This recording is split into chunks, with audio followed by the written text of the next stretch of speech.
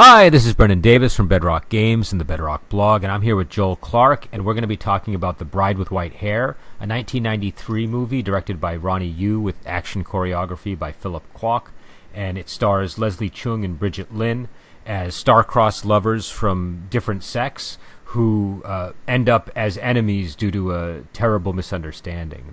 There's a lot more to it than that. It's kind of like a Romeo and Juliet in a world of Wuxia is how I would describe it. And I've seen this movie before. We've talked about it on Wuxia Weekend. This was Joel's first time. So, Joel, what was your reaction to the movie? Well, this movie was a treat, man. I really enjoyed it.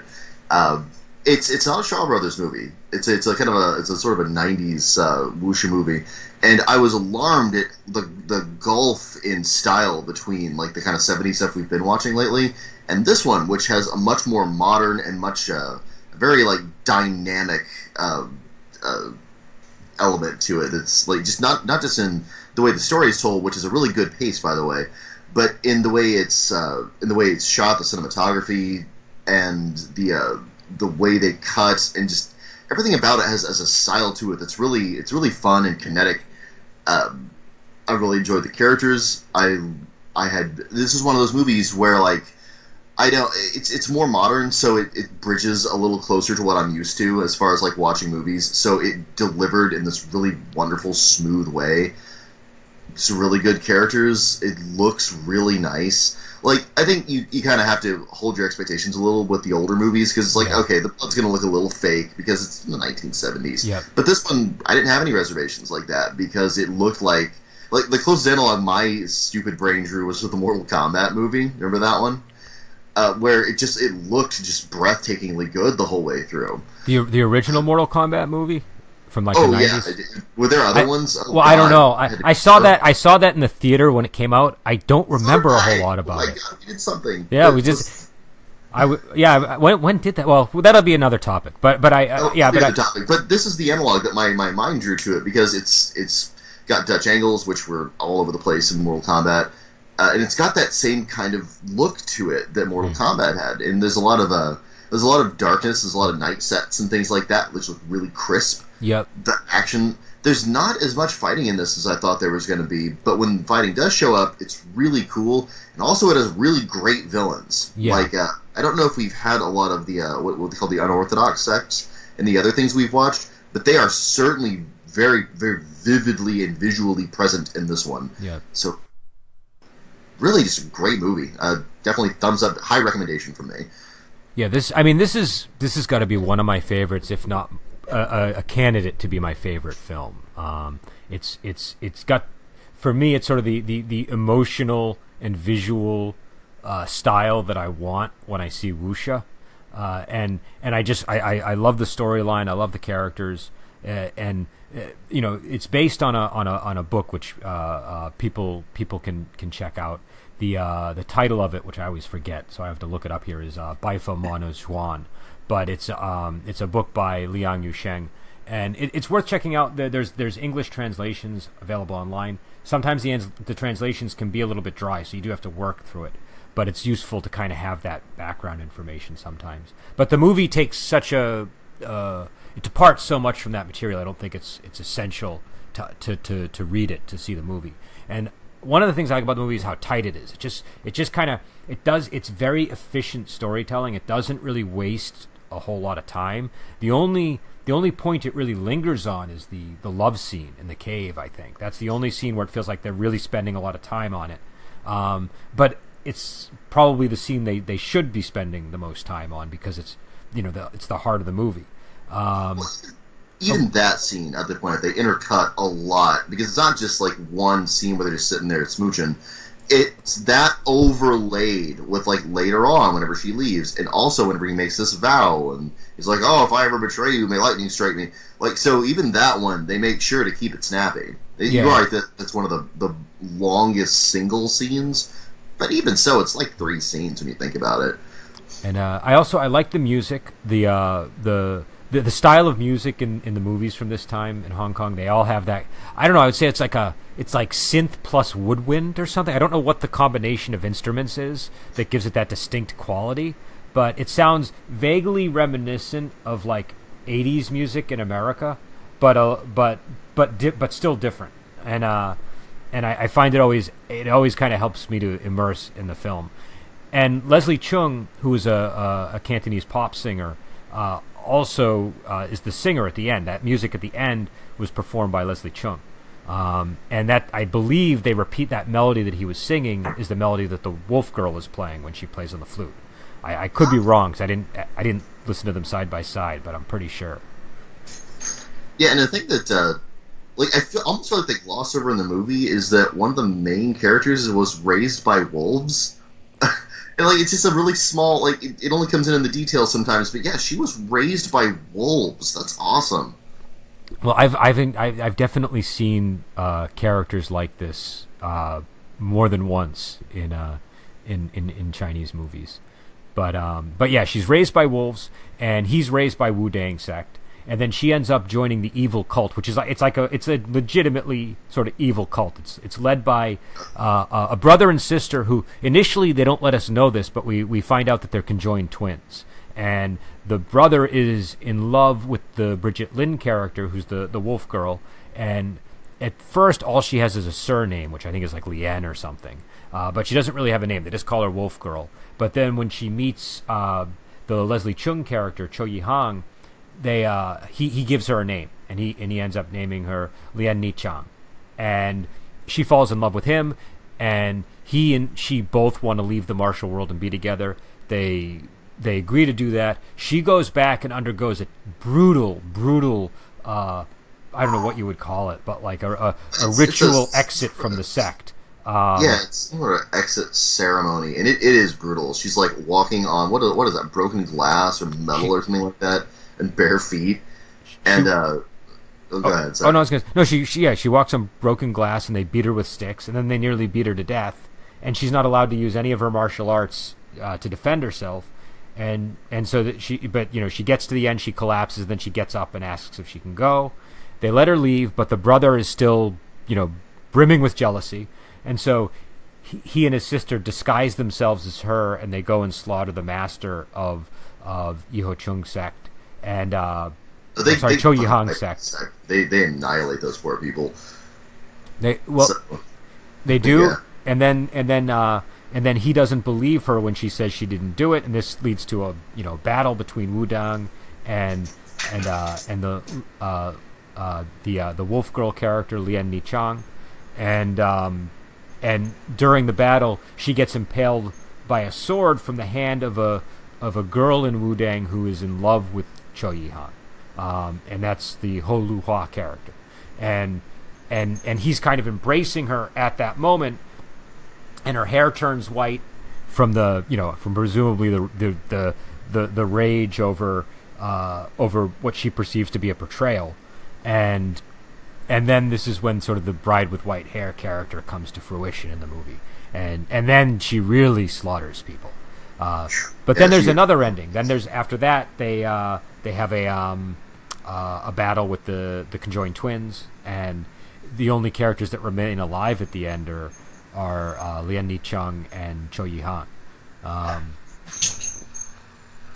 Yeah, and it's kind of good a wraparound sort of thing where the very opening scene of the movie is his character guarding some sort of rose that makes you immortal or heals you or something like that, and then he's guarding it, and he says he's guarding it for her, and these bunch of people show up and they're like, the Emperor is sick, he needs that rose. We've climbed this whole mountain.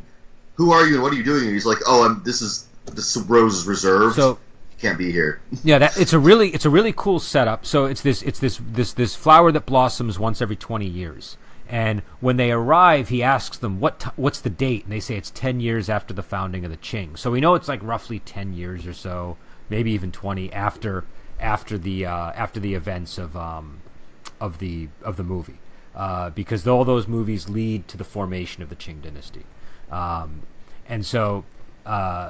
It gives you a really good sense of of just like all the stuff that's coming in the film. Do you know what I mean? Because the whole thing with the general is he's the guy who is sort of betrays the Ming dynasty and his actions ultimately lead to the rise of the Cheung.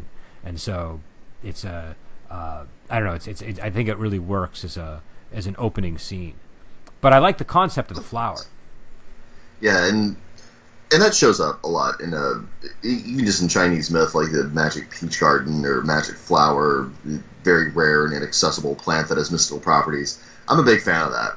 Not just mythologically, but just in general. That's such a great thing. I love the extremely rare resource that people fight over.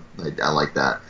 But it bookends the movie in a really nice, in a really concise way, because they begin there, then they cut back to the events leading up to it, and then the end, once the bride shows up and everyone's dead but her and her man, she leaves and he's like, you know what? And he goes and finds that flower specifically to cure her if she ever decides to come and get it. So it's a good bookend. It really is. And like, I don't know, this is one of those movies, it's almost perfect. It's structurally, it's almost perfect. I don't even know if it might even be perfect. It is. Because, like, oh, go ahead. I mean, we're trying so hard. Yeah. You speak, and then I will comment. Okay. It was really funny. Okay, but structurally, it's like I said, it's nearly perfect because it's got this really great bookend that feeds directly into the main plot and is caused by the main plot, and the plot itself is just beautifully paced throughout the movie. The scene we were talking about, the long love scene, is the emotional core of the movie, and it's exactly where it should be, right past the midpoint of the movie, like just barely cresting over to the end. So, like, I don't know. Usually I feel really awkward watching Wuxia movies, so I'm like, I know there's another act here that I'm not picking up on structurally. Mm-hmm. This one I didn't feel that. This really felt like you said, Romeo and Juliet, where we establish the stakes really early, and we get to the emotional core at the exact proper moment, and then there's the betrayal afterwards and the resolution. It's got, and I almost want to say that it has both structures, because although it has that structure, which is really obvious to me as a Western viewer, in addition to that, every chunk of a Wuxia movie is here. We've got them starting as kids, we've got their star-crossed meeting, there's a bunch of rival sects, there's like the way the villain works, and by the way, best villain I've seen in a long time. Yeah. I love this bad guy so much. But they show up and they're actually genuinely unnerving, and then the way they work is very like a very Wuxia villain kind of way to work, where they're not just powerful martially, they have all these sort of schemes going on that bear fruition later. So you have this unbelievable and near perfect fusion, maybe perfect fusion of like the sort of Western story 3-act like Romeo and Juliet structure and this 4-ish act Wuxia movie in addition to that, and that structure is just staggeringly well made. So I can't shut up about it. It's so cool. Well, I mean, to me, this is probably as perfect as a Wuxia movie can get. Like, I would say it's the perfect Wuxia movie. I know not everybody would agree with me. I know that, like, for example, a lot of people might not feel like the action is more about the acting of it than the physical performance of it. Do you know what I mean? Because Leslie Cheung's not a martial actor as much as say like a Jet Li type or something. But he's a really good actor, and Brigitte Lin is a really great actress, and they can both get that presence that is important in this movie. And also you need to buy into the love story. Do you know what I mean? Especially because of the things we're talking about. You know how people say Back to the Future is the perfect script? I don't know if you've heard that. I don't know if it's true, but I know people say that. And it's pretty damn close. Like, again, that's a movie that you look at the structure of that and you're like, holy, wow, that's really well put together. And one of the downsides of something like that is people they'll take that and they'll say, now every movie has to be just like that. Like, it has to be just as concise and efficient as this does. And so there's a downside to it. But in this case, I think this is like the perfect Wuxia movie in terms of its pacing, in terms of how the proportions of all the elements appear in the film, in terms of how it flows. I've never been bored at a single moment of this movie, no matter how many times I've rewatched it. And there's not a single thing in the movie that I dislike. And everything about it I enjoy. So I mean, those are pretty simple measures, but I think that for me that's sort of how I rank them. And then on top of that, I just always am moved by the movie, and I'm always finding new and interesting things about it. So to me, it's I would agree with you. It's a perfect wuxia film, a perfect film, and this it's just beautiful. It's a beautiful movie, and it's a movie I can show to people who don't like wuxia, but it's also a movie that I think if you like wuxia, it hits all the right buttons. Yeah, actually, a movie I usually hear that about is Crouching Tiger, Hidden Dragon, because that was one of the really big Western release wuxia movies that was like legitimately like wire fu and wuxia. I would definitely show someone this before I'd show them Crouching Tiger, Hidden Dragon, because that one's so dense and like it's so many parts that are just kind of empty to it.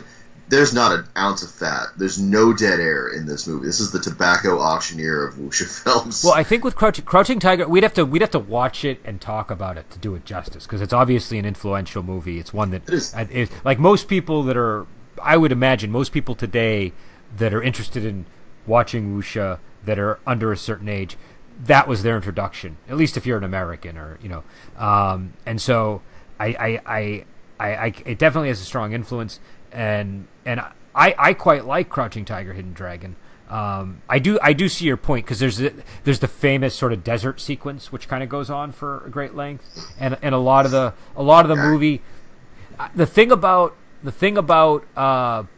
Crouching Tiger, Hidden Dragon is I feel like it approaches wuxia a little bit like ballet or something, where it's really there for like the beauty of the movement, and you have to be all on board for watching that the whole movie. If you're on board with that, it's very enjoyable. I remember when I saw it in the theater, I had a great time watching it, because I really liked watching the grace of the actors and the choreography. That was my favorite aspect to that film, more than the other elements of it.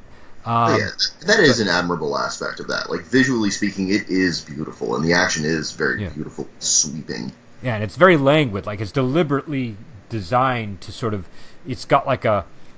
this is a horrible analogy, but it's the only thing I can think of. It's kind of like if you ever had a fish tank growing up and you watch fish, it's that kind of grace. It's that sort of the grace of moving through water. And I don't know, man. That's pretty accurate. That might be a great analogy. Okay, well, it's never landed as well as it is now, so I don't know, but it stuck the landing. It finally stuck the landing. It found the guy. Remember, I took Tai Chi, so that's exactly how they describe the movement in Tai Chi is swimming in air. And like, yeah, okay, I could see there being a Tai Chi element to that. That's what it reminded me of when I was a kid and I watched it for the first time. Yeah, no, it's got off track, but no, but I think it ties in. And obviously, this movie is very, very different. And like you said, but I would agree with you. If there's probably like a handful of movies that I would use as my first viewing for people if I was going to introduce them to wuxia, and this would certainly be one of them. It does get a little bit... It's not, by today's standards, it's not at all that racy, but it's something that I would maybe keep in mind when I recommend it to somebody, just if I know their tastes. The love scene, I think, is the raciest scene as far as, like... because there's really two things you got to look out with when you recommend movies. It's, like, the level of violence and the level of, like, intimacy and nudity are two things that are kind of triggers for us Western viewers. I mean, like, I'm not a prude. I'm not going to go much further than that. I'm not a prude. Watching this movie, that didn't even register for me. This might be like, oh no, you can see someone's bare chest. Oh, really? Well, okay. I mention it because on the cover, I think of the Tai Seng version, and I think of the movie poster in America, it said like an erotic masterpiece. And so, it's really? No, again, by today's standards, it's very tame. But it was like 1993, and back then that would have been regarded as more erotic. No, you're not wrong. I concur with you, but all those elements are done artfully. So I think even people who might normally object to that kind of stuff won't really. I mean, it's done in a way that it all ties with the movie. It's not just purely for titillation. It is, and there's something about this movie that's it's unique. I've never seen this before, where it does have elements that in a different movie you'd kind of consider to be these kind of like crass titillation things, like. The way the main villain gets killed as conjoined twins is they're split violently in half, and there's blood fountaining everywhere. Which, by the way, clear Kurosawa influence on the movie. But in the context of this movie, and the way it's shot and the way it's presented, it's not gratuitous. It actually seems like a pretty apt ending to that SOP. It's a really vile villain. So I think that's a good comparison too. But yeah, I mean, and again, I'm not, I like these kind of movies. I don't, sex and violence doesn't bother me at all. But I think that but this film is one where, because it says erotic masterpiece on the cover of that poster, which a lot of people see when they try to find the movie, it's an inaccurate, right. I think people hear erotic, and what they hear in their mind is pornographic. Yeah. There's a line there. It is erotic. And no, there are erotic elements to it, but I guess what I'm saying is it's not like, it shouldn't dissuade people from watching the movie, because they're really going to miss out on some really well crafted filmmaking. There's another movie by Choi Yuen called Intimate Confessions of a Chinese Courtesan, which obviously has a very titillating title, and it's it's got, it's sort of one of the first Wuxia films to have like a lesbian romance in it. So there's also that, but but I think a lot of people mistake it for trash because of the title and some of the subject matter. But it's actually one of the most visually beautiful films I've ever seen in my life. It's an amazing movie, and so I think with films like this, I just would encourage people to. And again, I think with this one, it's not as much of an issue, except for that erotic masterpiece tagline that appears in the poster. The tagline is the most erotic part, as far as that is the most objectionable part. Because I mean, like, we should probably coin the phrase "90s erotic," which just means that like a woman will writhe in it. She'll have her clothes on, but there will be writhing. That's going to happen. That's what that actually translates to. There's one scene where you can see. No, there's two scenes where you can see breasts. One of them is that dancer that turns from a man into a woman through magic. Oh yeah, that was cool though. Yeah, that was a really cool scene. And then there's the scene for me. What was that? Like, because you're right, it's a total like frontal topless thing, and it does man to woman. But the thing about that interested me wasn't the breast; it was the fact that a guy just magically transformed his gender on camera, which was really cool. Yeah, oops, you're right. I totally overlooked the nudity part of that. That's weird. And there's also the female sibling of the conjoined twins, the Chi Wu Shuang character. You like barely see one of her breasts at one point, I think. So there's a little bit of together, and they're all like, "We're conjoined twins. Look at us." But so it's not like it's not over the top or anything. But I think that the we should probably revisit the villain aspect of this movie, because you commented on it, and I think that the villain in this is really, really strong. So I don't know, what was your? I'm curious what you felt about this villain. Why did you have such a strong reaction to him? Okay, well, there's a part of this that's a good reason, and I'm going to give you that first. Then I'll give you the stupid reason. I want to ease you into this. Okay. All right. So the good reason is because it's kind of rare to see a Chinese sorcerer in a wuxia movie, but they are freaking cool. There's a real like hopping vampire like creepiness to the character that's extremely well presented. There's an element of body horror that's not all like Cronenberg-esque levels, but like you get that one scene where they're lying in the bed and they take the cover off and they're both conjoined, and it's clear they made the conjoined makeup between the actors like grotesque on purpose. So there's a grotesquerie to them. The way it's acted, there's this reverb they put into both the actors' voices that has a real strong, like, unsettling vibe to it. Their powers are these like nasty psychic powers that allow them to kill people from distance. Like, I want to go with Darth Vader on my analog there, but it really is. It's a wonderful, colorful, interesting, and richly like affecting character. Like, you have a visceral reaction to how creepy and gross and evil the character is. It's really wonderful. So all of that, but also their outfit is extremely stylish. And here's the stupid reason I like it. It reminded me of the evil clown wizard who became a god in Final Fantasy IV, Kefka. I love that game. I love Final Fantasy. Okay. And, or no, maybe it was 6 I'm thinking about, Final Fantasy 6. Anyway, yeah, Final Fantasy 6. The main bad guy, is initially this evil Empire King, and he's kind of generic, but his courtier is this, like, flat-out jester who is such a bumbling jackass. and he's evil in an ineffective way because he's so insane. He's like the Joker. But at one point, he finds a way to ascend to godhood, and now God is this cackling clown devil thing, and it's a really good, like, he's a really great villain, and this reminded me of him a lot, and something about the sort of like garishness of the way their outfit and their face paint and all that reminded me a lot about that crazy clown. And that's a stupid reason I like the character, but really, if you have both, it's one of the best villains I've ever seen. And not just in Wuxia movies, just in general. What a great bad guy! And it's a really cool tormented villain, because again, I was talking about this when we were doing the I Claudius podcast, where one of the problems with tormented sympathetic villains is they're often not very terrifying because you sympathize with them too much. But this is one where the villain manages to be really like terrifying and horrible, but also you kind of understand the torment that the villain is going through. Both because they clearly don't, at least the brother clearly doesn't want to be attached to the sister. It's a little less clear. The sister seems more content with the arrangement, but the brother is in love with the wolf girl, and there's no reciprocity there, and so it's the sort of the source of the character's torment, and so he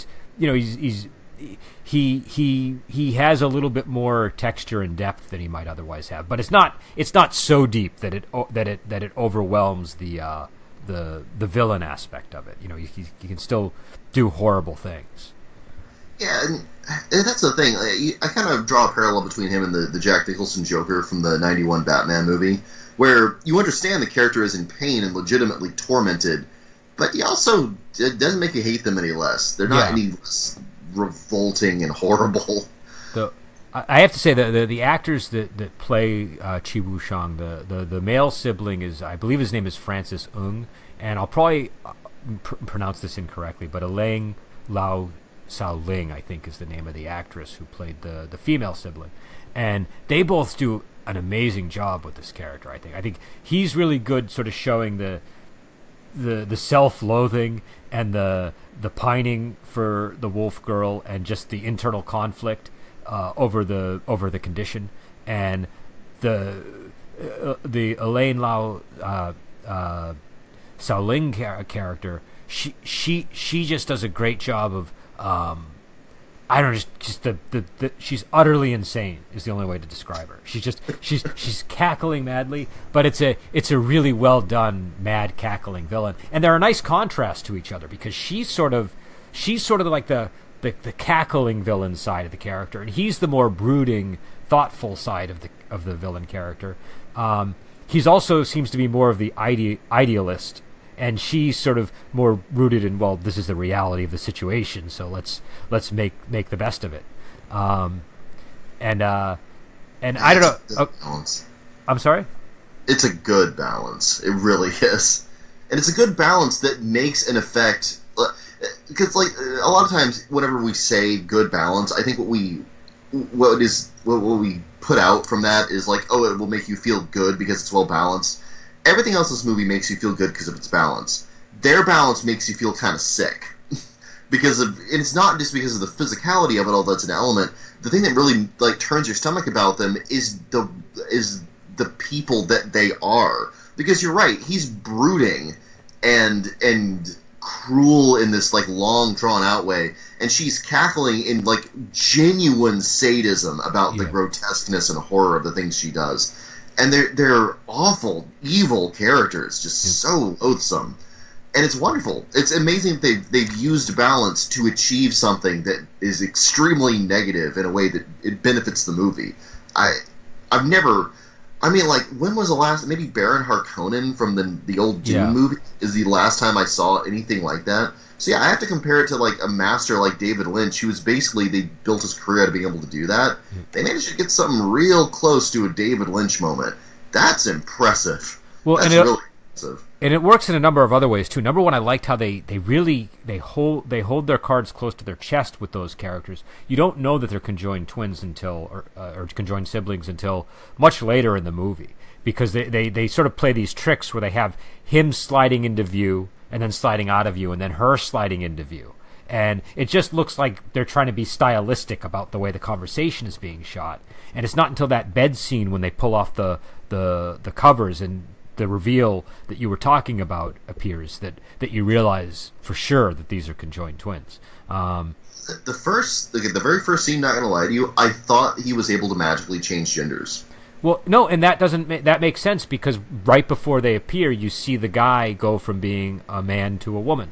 Yeah, so I was supposed to think that, you know, and that would have also have been a totally creepy and interesting element to the character that he's just able to like casually leap forward between these two identities. That would have been unsettling too, and it's great that they pulled it off the way they did. And again, that's another reason why I think this is a perfect movie, because that scene where the guy changes gender there, it's not just there just to dazzle you or to say, look at what they can do. It was there to plant that thought in your head so that you don't assume that they're conjoined. Do you know what I mean? So that doesn't even enter as a thought. You just leap to the conclusion that he can change, change gender, or that it's stylistic. The reverb in the book, because he does a speech before that, and the reverb in his voice is there too, uniquely amongst all the characters. So you already know this character is supposed to be weird. If you didn't get that visual clown makeup, you got this unsettling appearance, the voice reverb, and then right after that, you've got the gender change thing. So like, it's totally reasonable for you to assume that this is the same character and not the character's conjoined twin sister, especially because they both have that reverb to their voice. Yeah, the reverb is really a big part of what makes that character work as well. Also, the fight choreography with that character is really amazing because, there's a challenge, obviously, in having two characters that are joined together. They're kind of joined where? It seems like the spine or the back of the... back where the kidney is or something. It's like a very awkward spot. They can't face each other. And I like that they have them spinning like a top in the battle. That makes total sense for the that they would adapt their style to be that way. And I thought that was really cool. In fact, I used something like that in the Tournament of Dalu book. I have at the end of the book, I have I decided I wanted to make conjoined characters that were inspired by them, and so I have these sisters that are conjoined at the spine, and the way that instead of having them spin like a top, I had them flip. In their technique is that they sort of they kind of cartwheel and flip as they attack. But I liked that visual. I thought it really worked. And also, it feeds into the unusual and monstrous nature of how they do everything. Because when they're spinning around, like, again, you've got the female actress like cackling, and she's got that reverb to her cackle, and I had to draw an immediate mental parallel to like the Wicked Witch of the West in Wizard of Oz, where she's in the Twister, and there's this kind of like dizziness to it and this madness to it, and like the way they look, it'd be really easy to make it look stupid to have two actors who are sitting back to back twirling around. Like, if that was on stage, it wouldn't have the same effect. But in this case, it makes them seem like one large, misshapen, grotesque monster thing. And, like, I'm not trying to razz on conjoined twins here, but it's the way it's presented in this movie that makes it something monstrous. Yeah. No, it works. It works in this movie for sure. And the other thing that I like about the film is the way the movie comes to a head. Because, again, the pacing is so well done. Where all of the drama starts to culminate is sort of at the perfect moment in the movie, and they have these series of scenes that are kind of cut together. Where the first one is, I think, the general letting in the Qing troops to betray the Ming, and then Lian Ni-chung being ritually beaten and kicked out of the sect, or leaving the sect through that sort of de-initiation process, or whatever you would call it. And at the end of that scene, being given her bridal dress by the children, which is an important thing that's easy to miss because she's wearing a bridal dress in that last scene, thus the name. And also element of Chinese culture that might have been lost on me if I hadn't read Legends of the Wulin, by the way. She's wearing a red dress when she goes to tell them that she wants to leave the sect. They strip the dress off her and she changes into a white dress. Yes. That's exactly the opposite of how wedding dresses work in China. Yeah. In fact, so the red dress is the wedding dress, and white actually symbolizes death, I think. in Chinese culture. And so the white hair and the white dress, it would be the equivalent, I suppose, in an American movie of having somebody dress all in black and have dyed black hair all of a sudden. It's probably the closest, comparison. So it's visually really striking. And they do a really good job with the makeup. She's got white hair. Her face is clearly whitened a little bit, too. And there's like a red line going down the center of her head. And it looks really cool. Again, one of the big aspects of these movies when you're watching them is the costuming. The costuming tells you so much about the characters. You were talking about the villain and how that costuming, the golden sort of paint on the face and the pointy hats and the weird way that they kind of are postured because of their condition. Those things tell you everything about the characters. And same here. So when she transforms into the bride with white hair, it's a really powerful moment in the movie. But yeah, and then and then after the bridal dress, that's when Wu Dang comes to Yi Cho Hong, who's he's still in the cave where they've made love, and they ask for his help to contend with the general. He explains that he wants to leave the martial world to be with her, and they say, well, you need to explain your decision to the chief. He goes to explain his decision, and the chief has been decapitated, and the blame has been put on Lien Ni Cheung.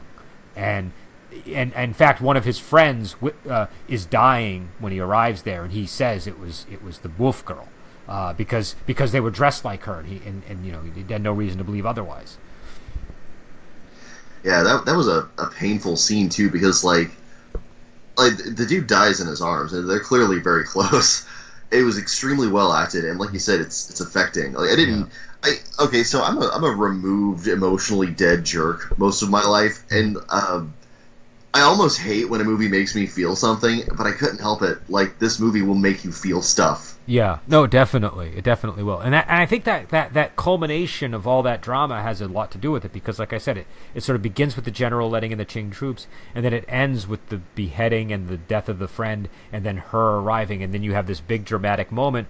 And earlier in the movie, she had said to him, like, just promise me one thing, like, you'll never distrust me. You'll never believe. It's something that you sort of you is planted before the scene happens, and then when she tells him I didn't do it, he doesn't believe her. He distrusts her, and that's the thing that really creates the sense of betrayal more than anything else. And then she just slaughters. She impales the Lu Hua character. Pretty mercilessly, I would say. She fights with the whip, which is something we should talk about, and I think she even whips. She's in the cool ass whip she uses all the time. Yeah, she whips people in half. I think that the Lu Hua's father is actually bisected from head to groin, if I remember. I could be wrong on that, but he's killed very brutally. But she's got a whip, and I think that's an interesting weapon. You don't see it an awful lot. You see it sometimes, like there's the movie The Shadow Whip, and I know I've seen it in other films, other versions of The Bride with White Hair.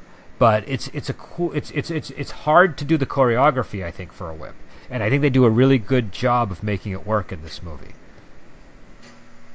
Yes, I concur, and it's another one of those things where like having a lot of different interesting weapons is an element of wuxia films that you really don't. There's no analog to that in Western movies. Like very, very occasionally you'll see it in like a Western or something like that. Mm-hmm. But like it's pretty uncommon for someone to have like a signature weapon, or there being other people with different signatures. You know what? James Bond. Yeah, I was just thinking James Bond. Bond, you'll also see it in like 80s action movies, or like there was a period in filmmaking where like specific types of guns were always very important. And so, like this guy would have, a .357 Magnum, or this guy would be fighting with what was the movie Predator, where Jesse Ventura has like the weapon that's a helicopter gun or some crazy gun that a normal person wouldn't use. Or this guy fights with a grenade launcher, but it's not the same. But what's cool about the weapon variety too is, I mean, it's not just about the attacking with the weapon. It's also about what they can use the weapon for when they're not fighting. To sort of, just visually, like like the whip plays a lot into the way that she holds her stances, for example, and it just gives her character these dramatic poses that tell you a lot about that character. So I think the whip is done very well. I mean, the Shadow Whip is a movie that did a good job with the whip, but I think this movie does an even better job in terms of just utilizing it visually and getting the characterization down. True, and there's also a lot of brutality to the fights in this movie. I think that maybe thinking about it structurally, if they didn't have actors who physically were good at fight choreography, they weren't like martial artists themselves, maybe they were relying on like the striking nature of the visuals in combat. So you have single attacks that have really big explosive effects and things like that. I wonder if that was their replacement. If they're like, okay, this is still a Wuxia movie, we still have to deliver something. And so that's what they delivered in lieu of more elaborate choreography. I think they did a few things, and I'm not an expert on this, so take it with a grain of salt, but I think that they, number one, they leaned on the acting heavily. Like, there are scenes where and again, it's not like these actors aren't doing physical things. They are doing physical things. But But it's not like Jet Li's. It's a different type of performance. But Brigitte Lin, she can make you believe something with a look. She just kind of, glances at somebody and you believe this woman can cut them in two, and you almost don't need to see it. And so I think and again, it's not like she has no familiarity with this style of film. I mean, she's done these kinds of movies. There are movies where you definitely see her giving physical performances. I think in the Dragon Inn movie, she was actually shot with an arrow on accident because she was involved in a stunt. So it's not like she doesn't do stunt work or stuff like that. But I mean, this is the era where you have Jackie Chan's and Jet Li's, and so there's a distinction to be made. But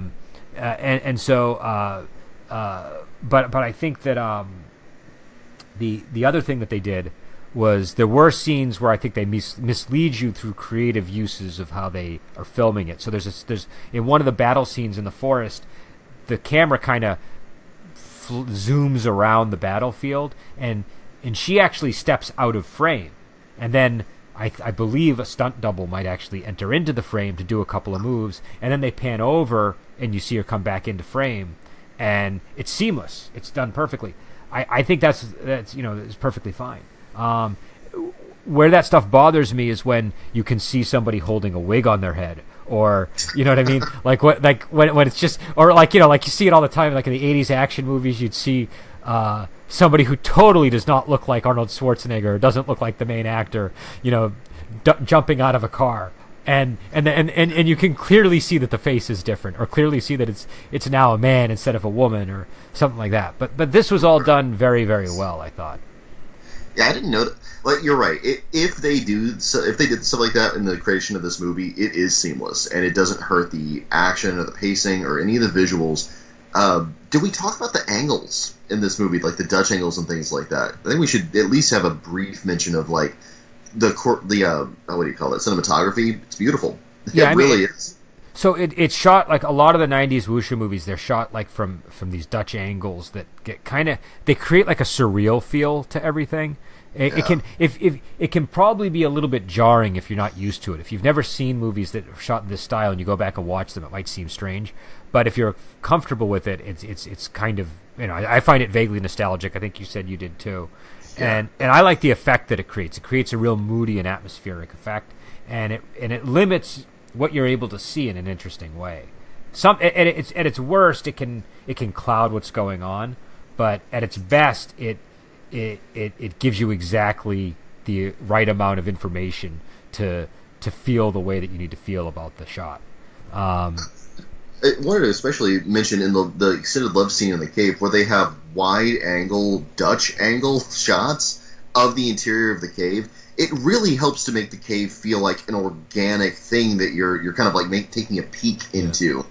So that was really immersive. I really liked that. This is when rather than being an intrusive thing, like I think that one of the criticisms of, like, say, the Thor movie was that there were too many Dutch angles because they were done artlessly and it was intrusive. And in this case, they're blended well and it's not intrusive. It's actually. Are you talking about the Constable movie? No, I'm talking about the Marvel superhero Thor. Oh, okay. Because there's a movie called The Four that maybe we should watch. That's All right, put it on the list. well, and it's kind of got a superhero vibe. But it's new. It's very new. I don't remember it having Dutch angles though, so that's why I was asking. But and it's a trilogy. But anyways, the Yeah. Trilogies. yeah, I'm gonna. I'll we'll put that off for a little while.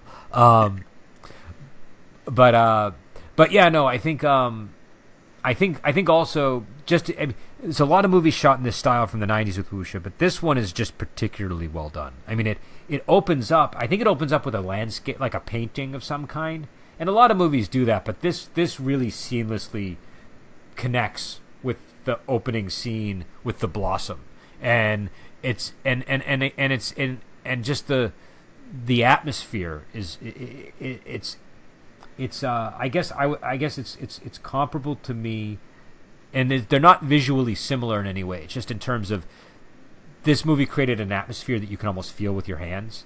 Yeah. Oh, man, that's very... The '92 version of Dracula did something kind of similar. Yeah. It doesn't look at all the same, but like you can feel the mist in your lungs when you watch that movie. Do you know what I mean? That's true. Yeah, the flagstones that are actors clambering over are very real. That's not the only '90s movie that did that too. Even like I think we mentioned Mortal Kombat earlier, which is really written off a lot as like kind of a classic bad movie, but even that has a strong atmosphericness to it that is very immersive. So I don't know, there's some magic to it. I'll have to watch it again. I mean, what's the female character's name from Mortal Kombat? It's been a while since I've played it. Sonya. That was my big disappointment. Was her big, because I used to like to play Sonya when I played that game, and I liked her technique where she would grab the person with her legs and flip them over. And in the movie, they did it very differently. Like she turned to the side at the end. It didn't work for me, and that's the only part of the movie I remember. And I remember it kind of souring me on the film. But now that I have 30 years of distance, maybe I'll check it out again and see if I have a different reaction. No, because we used to play when me and my friends played Mortal Kombat till we were blue in the face. Same here. I love that game. Yeah, it was. I was in high school, I think, when that movie came out, and I just remember, like after school we'd go to my friend Evan's house and we would play Mortal Kombat, and then we would end up playing D&D usually by the end of the day. But Mortal Kombat was there was a period of time where that was, I spent way too much time playing that game, and it rewarded you though. It rewarded you because it was a fun game, and there were so many nifty little creepy secrets in it. And it's great. It was a great little game. Well, yeah. And again, now it's like it's old hat, but at the time, those fatality things were like, whoa, like this is amazing. That was mind blowing back dicks. I mean, and especially the experience was you played like Zelda and Link and stuff like that, or Zelda and Link. Mario, you played like Mario. Mario is a good example. You go from playing Mario 2 and you're like, I can throw a radish. Then you rip a dude's head off, spine is dangling off, and you're like, yeah. And I mean, and there were like more adult-oriented games at that time, but they were generally, if I recall, they were on computers. You would, there was obviously like the Leisure Suit Larry series, and I think there was another game by the same company called Manhunter that got a little bit into violent territory. But generally, I console games, I don't remember them being that violent. Maybe they were. They weren't, man. Like, Mortal Kombat was, and I'm going to have to look this up to confirm it, but as I recall, it was the game that made the ESRB a thing. Okay. Because it was such an outcry against that game, and they loved every second of it. They were the rock star of their era, No, that was, I mean, and the thing that's funny is you can't win that. Like, adults cannot win that fight. If we were so enthused by that amount of bloodshed in the game, and the moment adults tell you, "Oh, that's bad," it just makes it that much more appealing. So, got to get it. Yeah. Yeah. Oh wow, it's I'm not supposed to play this unless I'm like 17 or something. Like wow. Rules. Yeah. Oh, yeah. So yeah. It's, But yeah, it's been ages since I played that game though. But again, it's not really relevant to this movie except for the fact that a lot of the bloodshed in this is at that, like, she's cutting people in half with the whip. She's there is some real. At one point, she chops somebody into 8 bits, and That was gross. Oh, Grant. Yeah, and there is that vibe of, like, I want to call it ultra-violence, where it's not just violent, it's violent to the point where it's sort of cartoonish in a grotesque way. Oh, man, I can't remember the name of the Kurosawa movie where they did that, where that really originated, because there's a Kurosawa movie, at the end of it, I think it's like Shogun or something like that, where they have a ninjutsu duel, one of the guys hits the other one, and there's this delay, and this blood just sprays everywhere. And that happens a lot in this movie, where it's like hit, delay, blood spray. Well, in the opening scene, one of the I think there's like a bunch of generals that go to get the flower for the Qing emperor, and there's this flourish of blades as they attack him, and one of the generals lands, and then like moments later, his chest just starts shooting out blood, and then he collapses. Yeah. And then, unlike the scene you said with the villain when they get cut in half, it's the same kind of thing. And I think the blood, yeah. And again, I was explaining this. My father and I were watching Kill Bill the other night, and my father's not like a fan of these kind of movies, but he was asking about them when we were watching it, and I was trying to explain to them this, like, a lot of that movie was inspired by Cheung and stuff like that, and this idea of using bloodshed as sort of a poetic catharsis. It's not just for shock value. It's meant to convey emotion and meant to convey even ideas. And at the end of this movie, you see that with the villain, where there's a sense of relief as he's being like the bloodletting is he lets out this sigh of relief, and then he rolls onto his back, and he says, "Oh, it feels so good to sleep in this position." You know what I mean? It's like and so it's it sort of emphasizes again the torment that the villain is going. This is and again, I think the sister remains on her side. Actually, I don't think she falls onto her back like that. No, she falls onto her back, but she's clearly not happy with it. Okay, but it's actually, go ahead. You can draw a literary parallel between that and the ending of Light in August, which is a Faulkner one. So, like, when you can draw a parallel to Faulkner, you've probably done something right structurally. Yeah, no, I mean, I think this is a very, I think this is the kind of movie that you can appreciate at multiple levels, and I think that the way that violence is used in this is very artful. It's gory, but it's artful. And I don't think violence needs to be artful, but when it is, it's amazing, and I think people overlook that a lot. They don't understand that the cathartic utility of it, and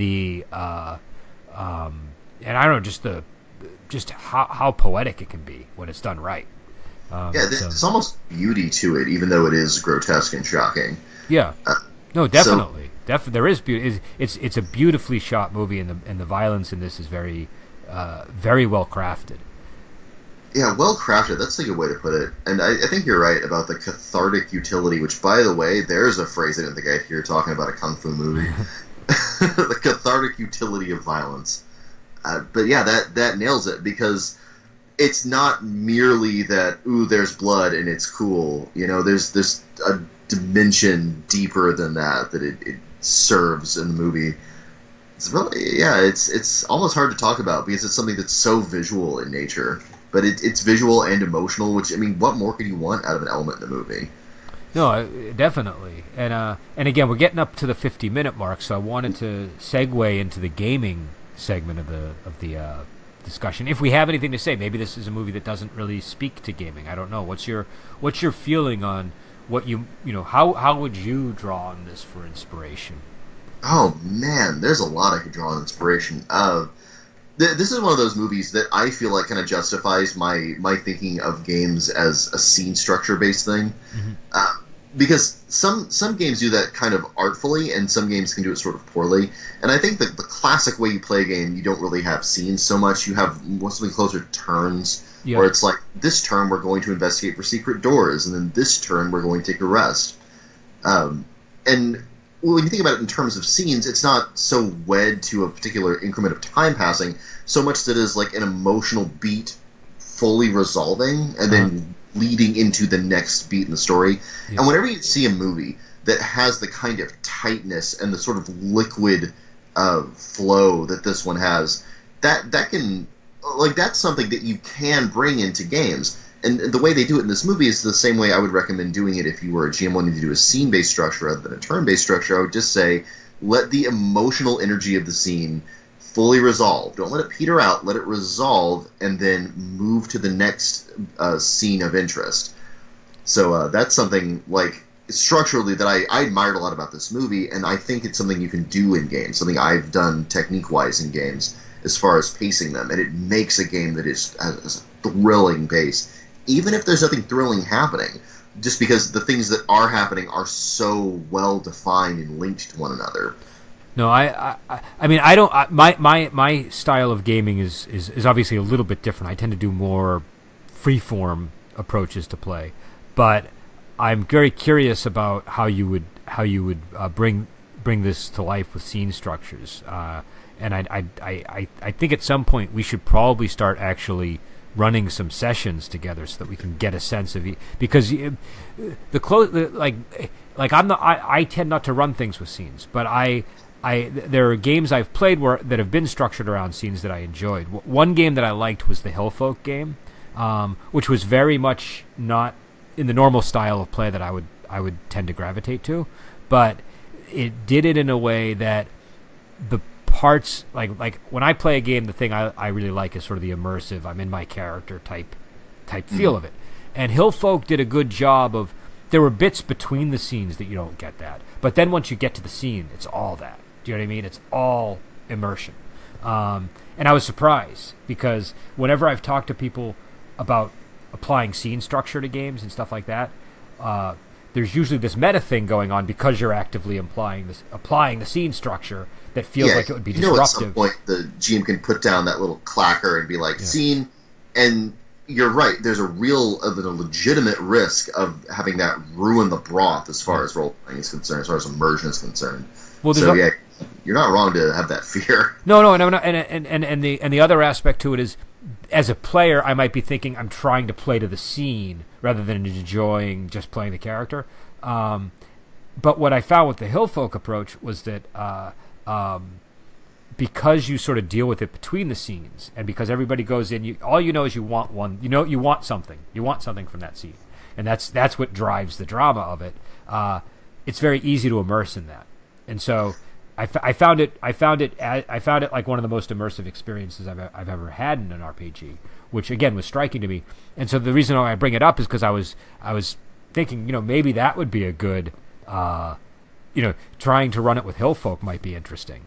But I'm also curious about how you might approach it, because I know you've written extensively on this, and I've picked your brain on it sometimes, but I come at it from such a different angle. I don't know how I would apply it.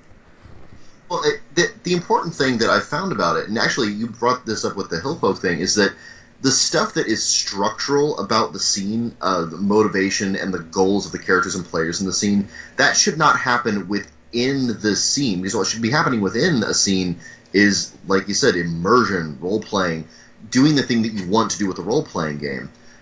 With Tian Shang, one of the things I did was I sort of inherited some mechanics from Legends of the Wulin, where you, as a player, in a very metagame moment, have to decide how your wounds manifest. You can either take physical drawbacks, or you can just role-play them out during the scene. And the way it worked in Legends of the Wulin is that because you rolled many times during the turn, every time you had to pick up your dice, you had to make that decision about how it was going to manifest. Mm-hmm. And within parts of those dice rolls, you had other decisions to make, so it was kind of all over the map.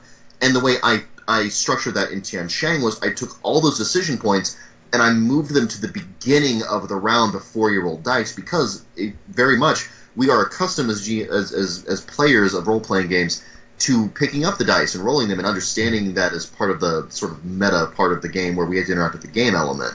But if you put that in a discrete area, you give license to players to immerse in the consequences of the decision they made as a player, as a character. Okay. So I solve it the exact same way Hillfolk does, effectively, and it's the same way with my scene structures in that game. Whenever the energy of a scene peters out, the players are at a point where they want to make another decision about what they want to do next. Making that decision is a between-scene thing, and then that makes a trajectory for the scene. Yeah, fights them. okay, that makes sense to me. I think that's what I liked about Hillfolk was that starkness between the two things allowed for the scenes themselves to just, it felt very immersive. And then in between the scenes, there was like, it felt more like, I don't know, the Cheetos munching section of the game. Do you know what I mean? Yeah. Which is kind of the fabric of it. Yeah. So it ended up working out well for me. And again, I think at some point we should probably, because it's hard. Like I'm one of these people. Unless I like literally sit down and play the system, I have a hard time imagining how it will play out. So I'd like to start doing something like that on the show at some point where we. Well, now I've got a copy of your game coming in the mail today. This is the day it arrives from Amazon, and I've got the copy of House Paper Shadows that you sent me. Oh, okay. So I've actually got it right here with me, and so I'm very interested in playing your stuff. My stuff does get mentioned every once in a while on sites, and the way I've heard it mentioned is it's in a very rough early alpha draft. That's about as fair as you could be with sparing my feelings to say that it just crapped right out of my brain just now, fresh off the butt platter. So yeah, it's my game's probably not in a state where it's reasonable to test it in any kind of as a product yet. You have to test it as a thing that will be a product someday. But yours is done, and it's very nice looking. Thank you. I feel like yours is something that you really need to play it. I feel to understand it. That seems to be the. I think it would be a very difficult game for somebody to review without playing it, based on what I've seen. I don't know if you feel the same way, but I did design it so that it would become apparent what you were supposed to do during playing it. So I think that's fair. No, and I don't mean it as an insult. I mean it as, some game, like, like if it's just hard to predict how something's going to feel when you see it on a page sometimes. Do you know what I mean? And so I feel like it's one where, based on sort of our conversations where you've told me about the game and how it plays and why it plays the way it does and what I've read, I feel like it benefits from live play the most. Which is why I'm hoping we can do some of that. House of Paper Shadows, I'm happy to. I'm going to run it in October. So. Oh God, that's the perfect time to run this adventure. By the way, and I'm glad it came today because I knew we were going to do this thing today, and we just got done watching Bride with White Hair, which is sort of I almost want to call it like a horror wuxia movie. It's more of like a body horror wuxia movie thing, but it's got that sort of like kind of creepiness to the whole thing and a sort of visceralness to it. That's a really good thing to get House of Paper Shadows in the mail with. It was a really good blend because I got this yesterday, and I'm not going to lie to you, the first thing I did was I cracked it open and I saw some of the beautiful art inside. Like this picture right here, which I wish I could show people over a podcast. Which picture is it? In Afflicted by Blood Honey. Oh, that's my favorite. That one, that's inspired by the movie Blood Parrot or Bloody Parrot. I always get I think it's Bloody Parrot. There's a. I'm going to spoil a detail if you're planning on watching Bloody Parrot. Turn the podcast off. But turn the podcast off. Don't spoil Bloody Parrot. There's a strange aphrodisiac that when people take it, this woman ends up taking it. I don't know how it affects everybody, but she kind of looks a little like she looks monstrous, and so it initially when the aphrodisiac affects her, you think it's like a demonic type thing, like it's some kind of supernatural thing, but it's really just this really bizarre aphrodisiac that does this to the person. So and it's very Gulong. It's very sort of like walking that fine line of magic and mundane in a really cool way. So that scene was that image is inspired by it. So it's sort of an homage to Bloody Parrot. I just realized the things in the background are skins that are stretched on racks. Because that's wonderful. There's a lot to love in this adventure, man. This dungeon you got here. Yeah, and it was funny. I one of the things I did for that adventure was I was trying to research like that aspect of it. Like I didn't want it if I was going to have a character that was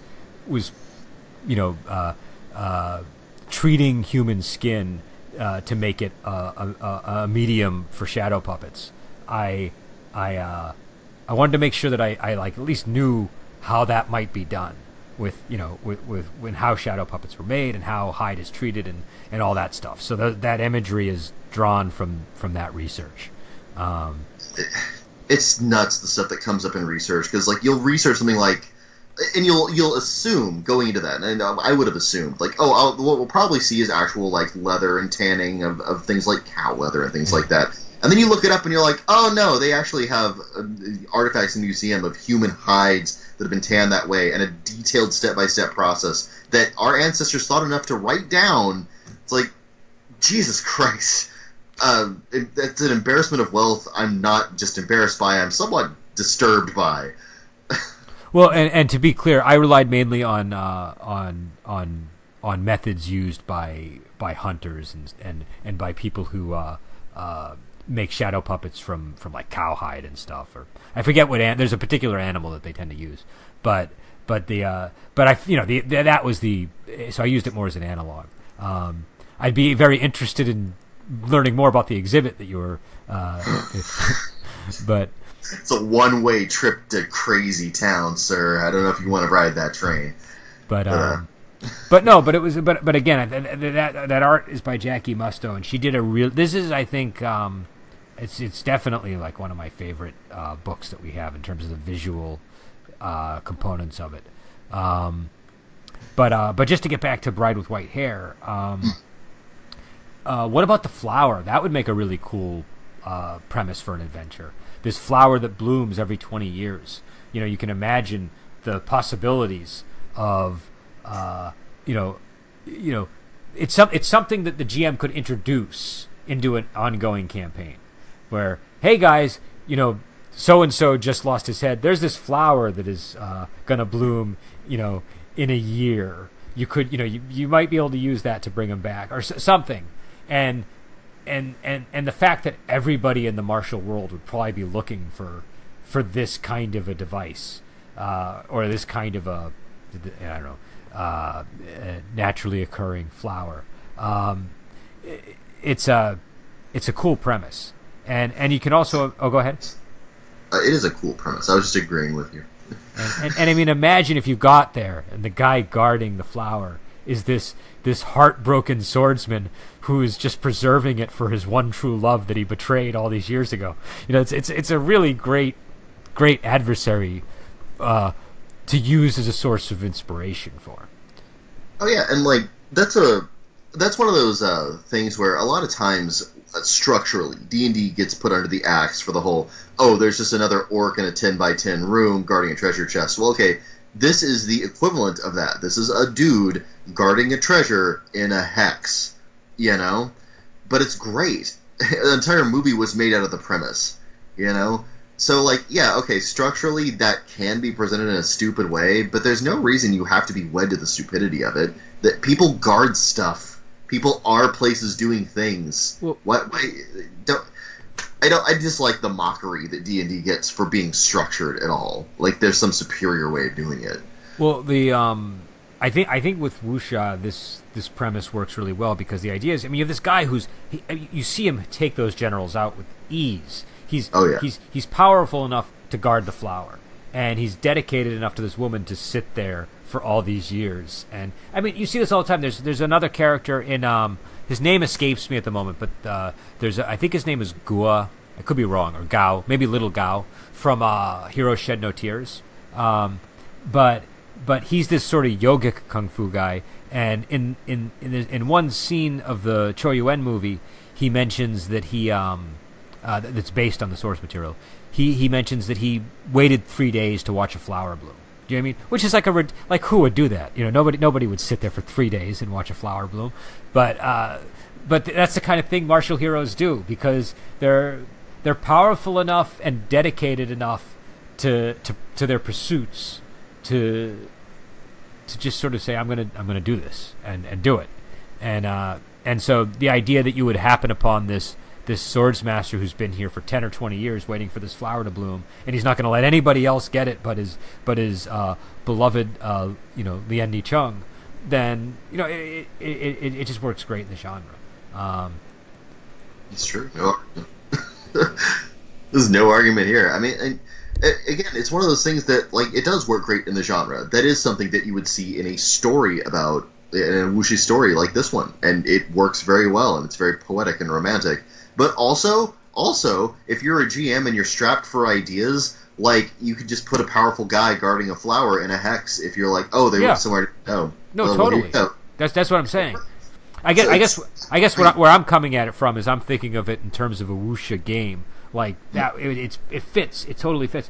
But like in D&D, it makes sense too, because and in most role playing games, because you have in wuxia, the big thing that makes characters what they are is the fact that they're martial heroes, and they have he's powerful enough that nobody can stop him from watching that flower.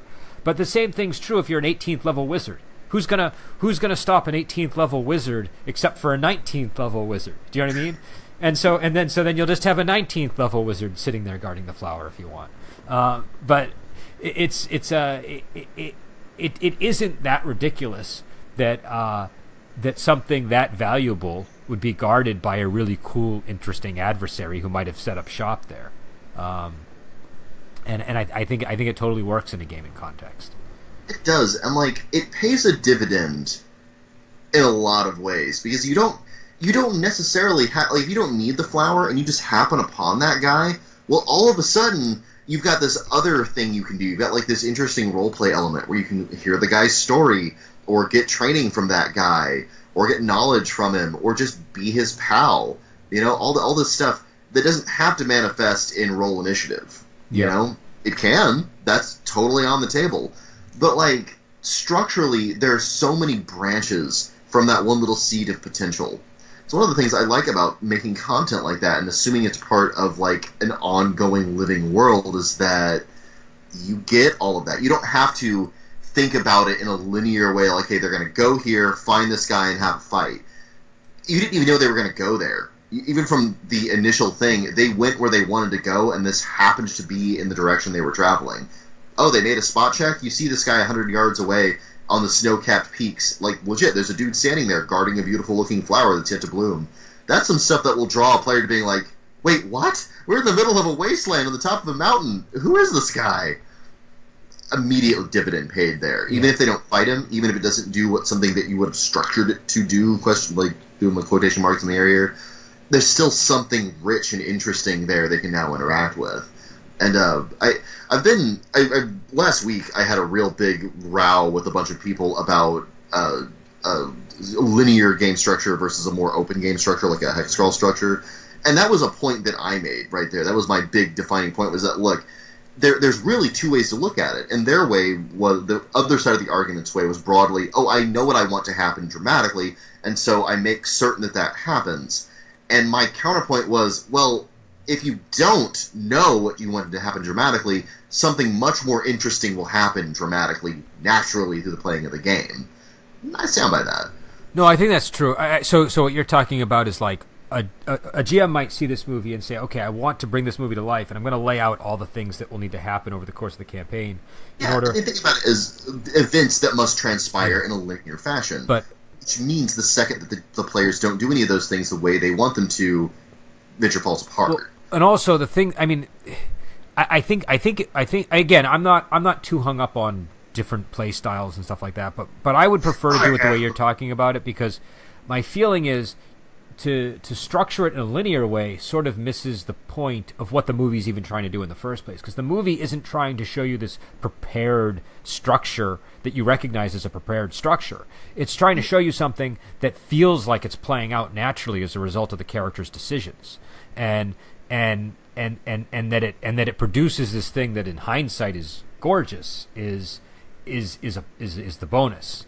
But when you're watching it, you're supposed to believe that when Leslie Cheung is making the decision that he's making that ultimately leads to her becoming the bride with white hair, that he's got an actual fork in the road where he can choose between option A and option B, or maybe even more than one option, or more than two options. And so I don't know. I think that you could see this movie and say, oh, this is an example of a great linear structure, or you could say this is a great example of what happens when you have great chemistry between characters and power groups in a setting, and every once in a while this is the result. This is what it will produce. As a GM, I find it more interesting to not know what the outcome is going to be, because I feel like if I have an outcome and I'm looking toward it, that I miss all of the opportunities that are presented to me between then and now. True. If your goal as the person who has made the scenario is to create the bride with white hair, then the choice of the player, whoever is playing Cho Yi-hung, doesn't matter. They don't actually get to make the choice that leads to the creation of the bride with white hair. The bride with white hair is not a consequence of a poor choice they made.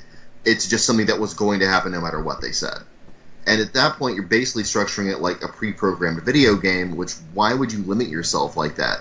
You're a human being with an imagination and versatility. You don't have to act like a computer program with these scenarios. Well, what I would say is if what you want to do is you want to create a world where the bride with white hair can emerge naturally, Yes. or where she might exist as a pre-existing character who's in the background somewhere. But you don't want to force it. Like I had a game the other day, which is something I was playtesting, so it's still fairly early stages of development. But Secrets. oh no, it's not secret at this point, but it's just kind of it's still early stage.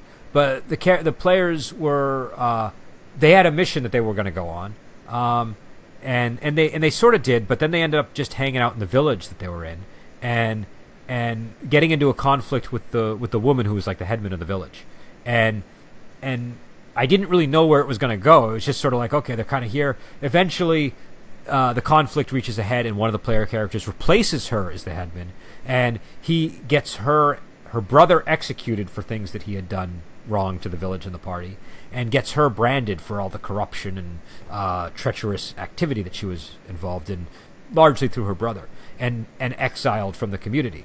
And so this presented me with a great opportunity to have her go on a revenge path down the road. It was if I had started that session saying I need to make this session the bride with white hair, it wouldn't have emerged naturally on its own. But because I was just sort of letting things kind of brew, and it didn't become the bride with white hair. It became more like the movie Killer Snakes, but it was still it became something that felt like the dramatic payoff was very strong when it actually emerged, and so I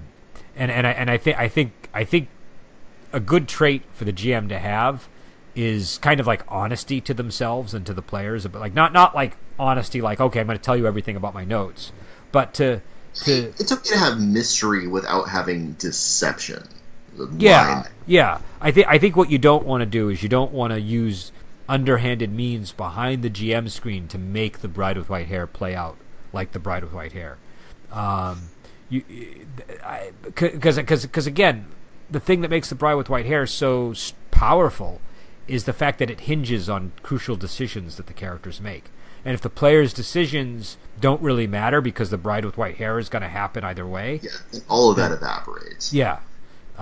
So what was cool about this game was decisions that the player characters made themselves that I didn't steer them towards resulted in something akin to the bride with white hair. Not the same. It wasn't a love story. It was more just sort of a basic revenge plot with some supernatural snakes thrown in.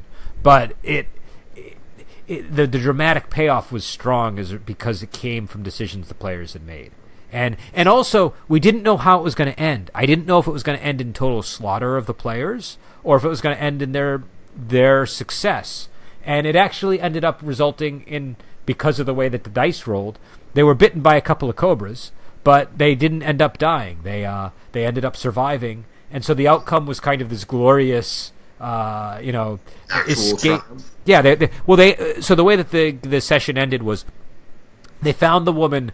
The woman had been sending cobras their way, again, in the style of the movie Killer Snakes. She had these cobras that she was using to help her achieve her ambitions.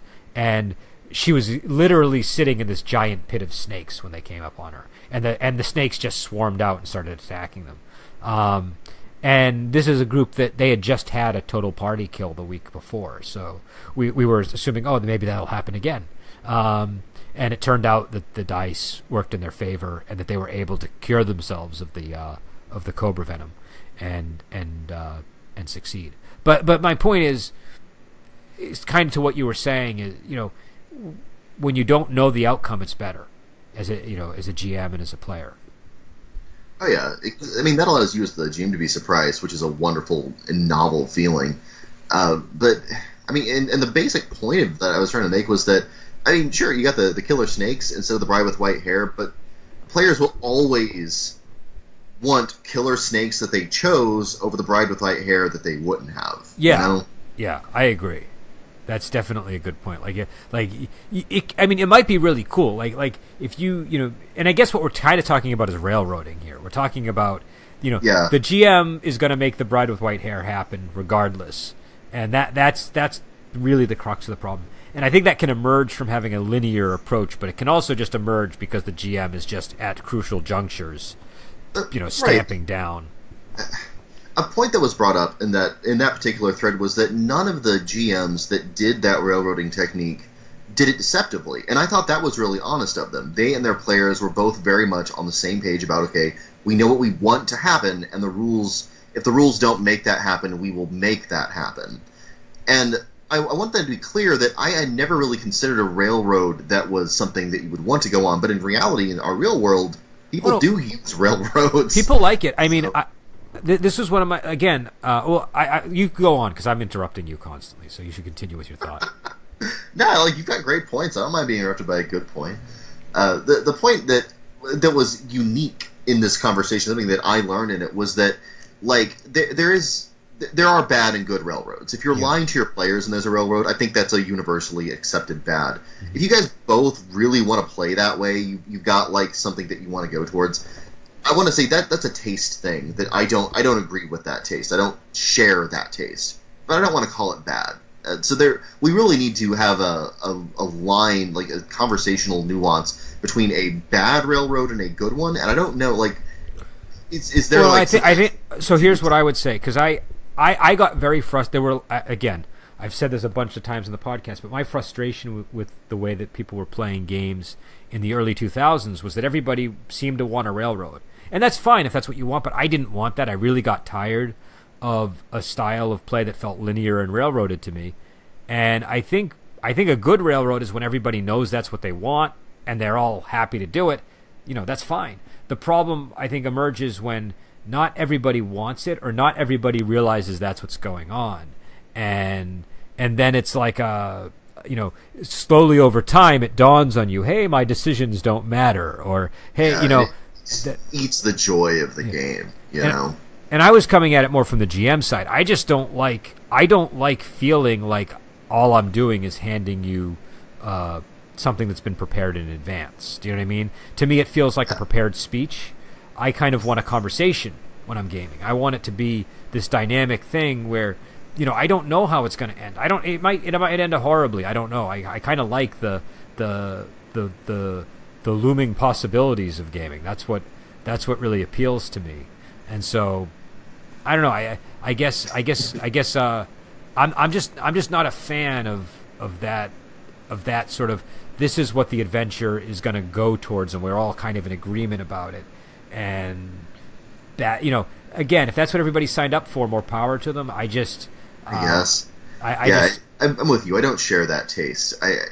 Because part of the element that I like is, I'm like Charlie the dog in All Dogs Go to Heaven. I want to be surprised. Yeah. I don't want to see it coming. If another example of a thing that happened last week in my I'm playing Zach Smith's Red and Pleasant Land right now, and they grabbed a Vorpal sword from some elves, the Vorpal sword, and they took it out into the Tolji Woods, and sure enough, I rolled that 12, and the Jabberwock showed up. The Jabberwock's a 15th level dragon, so I have a first level party with the Vorpal sword, destined to kill the thing that I randomly rolled as an encounter. Mm-hmm. This happened in a game, and it was great, because, you couldn't have plotted that more tightly. It almost seemed cartoonish the way it happened, but it's a genuine result on the mechanics of the game, and it drove some really intense gameplay. So, by the way, they did not kill it. They did damage it, which is something no one's ever done in their in Void Boja. But unfortunately, the guy who had the Vorpal sword got his spine broken, and the sword fell down a murder hole. So, he got better. Thankfully, there were some clerics in a nearby ore block, which, okay, maybe this is kind of crazy stuff. Zach makes some really good game stuff, and if you don't feel like prepping anything, it's really great game stuff. I didn't prep any of this. And it was all just a natural result of totally unscripted, let's see what the encounter charts say gaming. It's fantastic.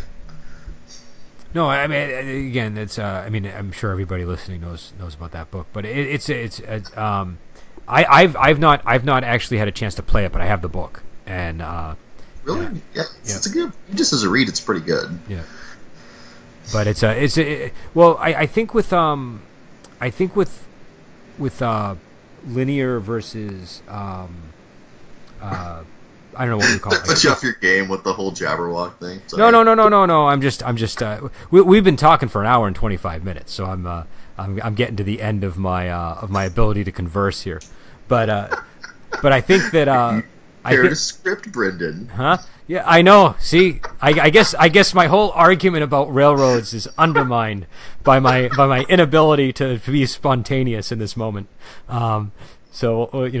But again, we do this the verite style, so we're gonna have to keep it in. But I do think that that having things like encounter tables and things like just stuff that those kinds of things that shake it up, to me is, again, I like just some background here. I remember there was a period maybe in the 90s, maybe the early 2000s, where encounter tables were sort of considered passé. And maybe because we used them too much. But again, I think one of the things that we do in gaming all the time is we throw the baby out with the bathwater, and we move from one trend to another. And that's always the thing that I'm afraid of, is because encounter tables are so useful, and they really are a great way to liven up a game and to reduce the amount of prep that you need to do for a session. And then also the thing I like about encounter tables, and is particularly ones that are well done, Zach Smith's encounter tables are particularly well done, is that they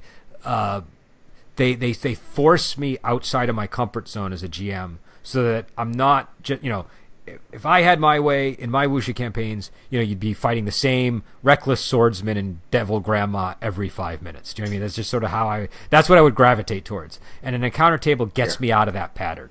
It just breaks it up.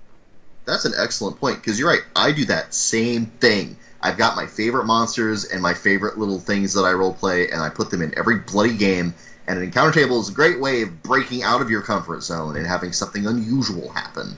So yes, thank you, encounter tables. You saved us again. And just to bring it back to the Bride with White Hair, the way that encounter tables can actually connect to what we're talking about here is you have a martial world populated by sects and people and political organizations, and you could easily see the way that the Bride with White Hair plays out as being a product of encounters that were rolled that brought certain characters and personalities from different sects and sects themselves into the fray. Do you know what I mean? And so the GM's job when for example, if the players are passing through a certain area and you have an encounter table that has martial sects on it, and it's like, so on some of my tables I'll have things like disciples from either the nearest sect headquarters, or I'll have a specific sect named in the encounter entry, or a specific character if it's a table 2 or 3. The role of the GM is to figure out why that person is even there in the first place. Do you know what I mean? And that's where, again, you can have additional tables to help you break certain patterns, or you can go with whatever is most interesting and just feels right for the moment. And that's a good point about them, is that encounter tables, in a lot of ways, are able to do something that is almost inconceivably complex, which is they create an entire world of these characters and factions in motion beyond the GM's ability to plot them, far beyond. Because you're right, why the heck is the Bride with White Hair in this soup kitchen that we all randomly went into? Yeah. It's a good question, but a little bit of mental elbow grease, a little bit of imagination, and you as the GM can kind of accrete this entire sequence of events backwards and forwards in time from that result in the reaction in the chart. That's amazing. You know, the fact that you can use that as a seed to create a world in motion that way, just for a few charts and a couple of dice, is unbelievable rules technology. There's no reason to throw that away. And you don't necessarily need encounter tables to do that. You can, I mean, if you have a bunch of sects and if you've created a world that's rich enough, you will have sects like the Evil Cult and Wudang and the 8 clans and all that. You'll have all these, and the general and the Ming and the Rising Qing. You'll have all this stuff that will be kind of like an active chemical when it comes into play, and depending on how the players react to it, it might go in different directions. But all of these elements, they all have their own motives and goals that you're aware of that will help you sort of see where the conflicts are going to be going, and how that might affect the players and how that might lure them into some kind of adventure.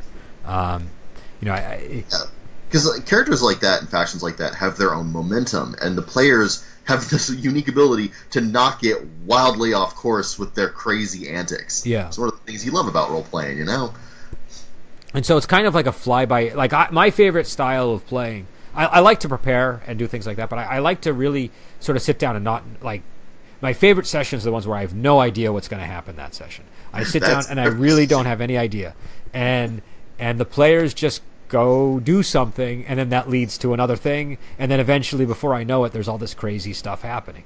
That's kind of my preferred approach. But I like to apply the best logic I can to it. I like to have good tools to draw on when I'm doing it. Various tables are always handy. So something like this, you want to have a whole walled village filled with factions that have ideas and motivations of their own. And you're right. You don't want gobbledygook. It shouldn't just be, and now there's a goblin there for some reason. This all has to be contextual, or else it would be gobbledygook. It has to make sense in the context of what you're doing. Well, and I think that's what made. But again, I think even with the most bare bones encounter table, you can do that.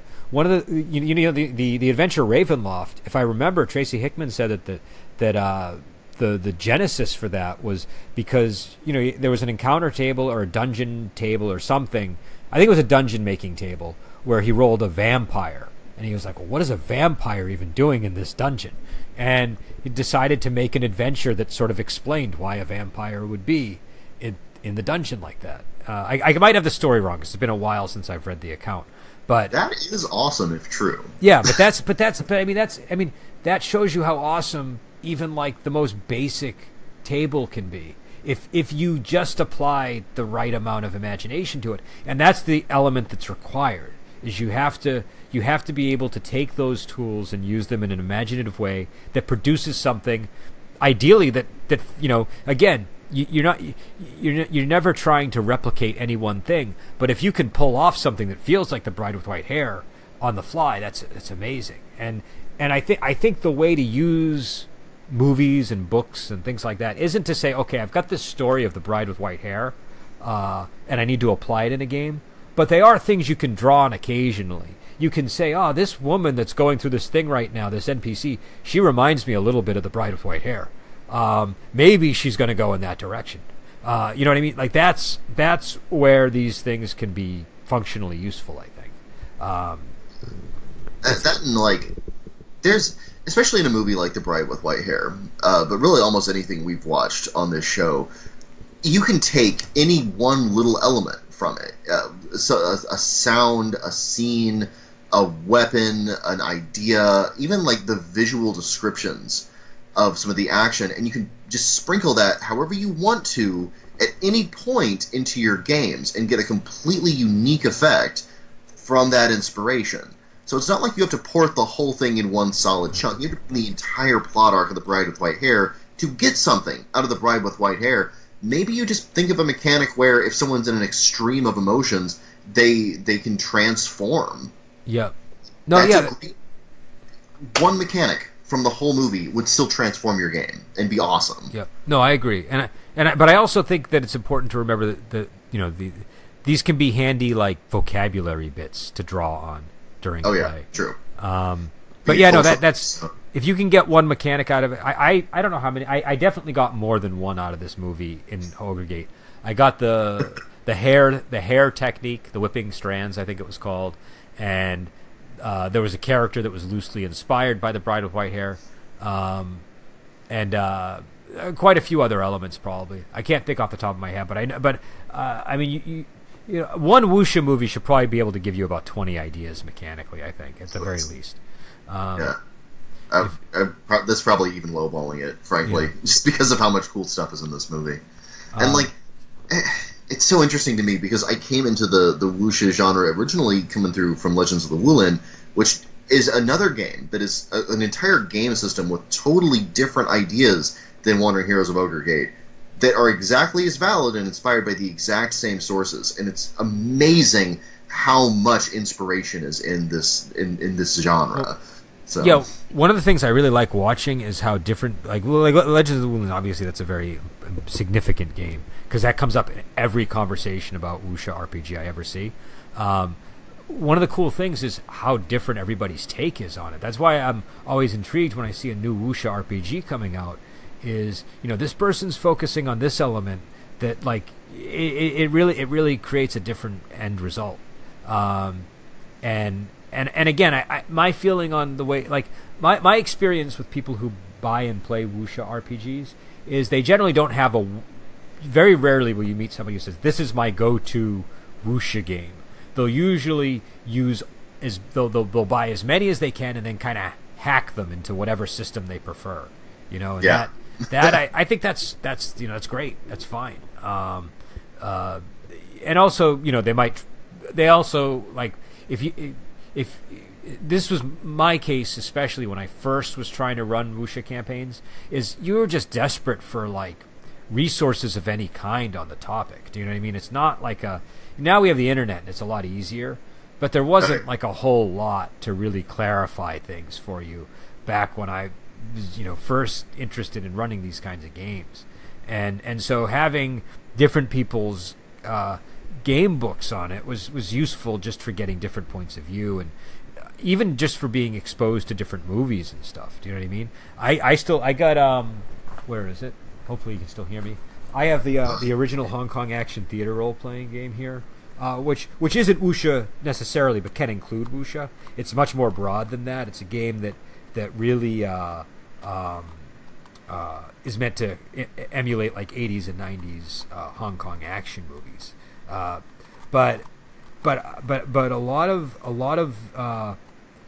the films that I ended up that I ended up watching were a result of this book. This book is where I first learned about the Bride with White Hair, and then when I saw the Bride with White Hair at my local, what was the name of the video store, the big one? Blockbuster. Blockbuster, thank you. When I saw it at my local Blockbuster, I picked it up immediately. I probably wouldn't have picked up a movie called The Bride with White Hair if I hadn't seen it in this game. The movie titles are definitely misleading in a lot of cases, or at least not appealing, really. It's like, Bride with White Hair sounds like a romance, and if you see erotic thriller on it, you're like, I don't want to. No, you know, did everything it could have turned me off of watching the movie, which is a shame because the movie's freaking amazing. And I will just, I'm going to run a Hong Kong action theater session at some point in the near future. It's two editions. There's first edition, which Gareth Skarka did, and there's the second edition, which does like the tri-stat system. It's a little bit different. They're both good games.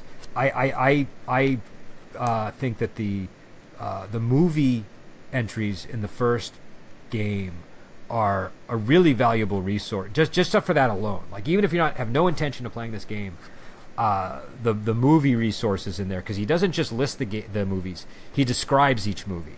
You know what I mean? There's like a paragraph for each film, and it's, again, this was my go-to source for when I was trying to find good movies, and it really paid off well. It did not mislead me. I know we're way off topic because we're going on an hour and 40 minutes. So, because we're talking about the way that movies intersect with role-playing games, and that's basically the reason we have this podcast. Yeah. And this is on topic, Because like I'll say something nice about Exalted, uncharacteristically for me.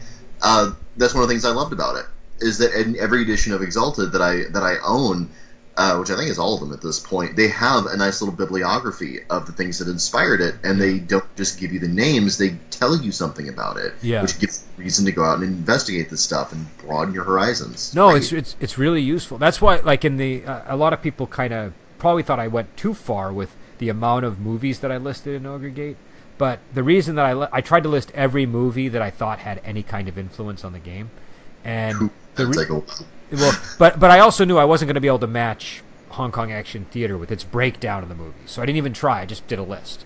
But yeah, I think you know the especially for genres like this, you know, the rule books, they're also resources that are useful in other ways. Again, another movie I probably wouldn't have heard of except for that. I think was either One Armed Boxer or One Armed Swordsman. One of those two movies, I remember that was where I first heard about it, and it, you know, it's just, you know, it just kind of goes to show how influential you know, a game book can be on people.